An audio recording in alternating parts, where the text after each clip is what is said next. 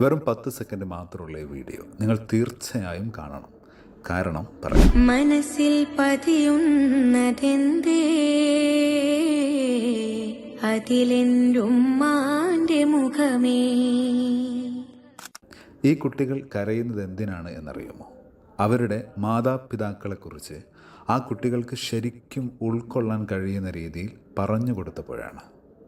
ഇതുപോലുള്ള ക്ലാസ്സുകൾ കേട്ട് ഒരു കുട്ടി ചിന്തിക്കുകയാണ്, തീരുമാനിക്കുകയാണ്, എൻ്റെ മാതാവിനും പിതാവിനും അഭിമാനമാകുന്ന രീതിയിൽ എനിക്ക് വളരണം. ആ ഒരു ചിന്ത കുട്ടിയിൽ വന്നു കഴിഞ്ഞാൽ രക്ഷപ്പെട്ടു. പഠനവും സ്വഭാവവും എല്ലാം മെച്ചപ്പെടും.